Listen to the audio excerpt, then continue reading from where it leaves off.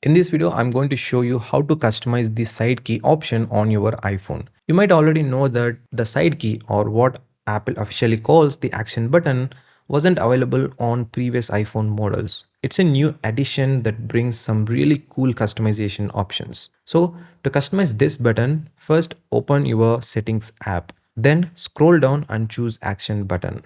Yes, Apple calls it the action button, so we'll stick to that too. Once you open it, you will see a list of different options that you can set according to your preference. Right now, these are the ones available, but I'm sure Apple will add even more in the future. If you go into the controls section, you can assign a specific function that activates with a single press. For example, you could open the calculator, start a timer, scan a QR code, or even launch ChatGPT directly.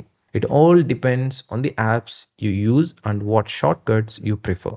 You can also choose shortcuts where you can set custom actions like opening an app, calling someone, playing music, taking notes, or anything else that fits your routine. That possibilities are endless, and in fact, within each application, there are multiple actions available.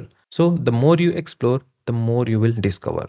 Apple has also included accessibility option, which is great for users who want to access important functions faster and easier. And lastly, if you don't want to use the action button at all, you can simply choose no action. This will completely disable the button, making it inactive until you enable it again.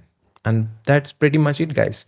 That's how you can customize and change the options for the action button, aka side key, on your iPhone. Don't forget to like and share this video so that we can reach more Apple users like you. And of course, subscribe for more tips and tricks along with the latest gadget reviews and tutorials right here on this channel.